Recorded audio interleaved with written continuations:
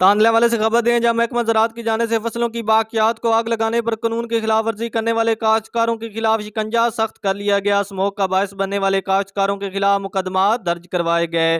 तफसीलात के मुताबिक तांदलेवाला में महकमा ज़राअत स्मोक कंट्रोल करने के लिए मुतहर्रिक असिस्टेंट डायरेक्टर ज़राअत खालिद परवेज ने ज़राअत ऑफिसर फजल इलाही और पटवारी सरार शाह के हमरा कार्रवाई करते हुए फसलों की बाकियात को आग लगाने वाले दो काश्तकारों के खिलाफ मुकदमा दर्ज करवा दिए। दोनों मुकदमा तानाकुर में असिस्टेंट डायरेक्टर ज़राअत खालिद परवेज की मुद्दत में काश्तकार शजर अब्बास और सिरदार पे दर्ज किए गए। असिस्टेंट डायरेक्टर ज़राअत खालिद परवेज ने कहा कि मुकदमात पंजाब नेशनल क्लेमेटाइज एक्ट 1958 की खिलाफ वर्जी पर दर्ज किए गए। स्पार्को सैटेलाइट मॉनिटरिंग के तहत रिपोर्ट मसूल होने पर कार्रवाई की गई।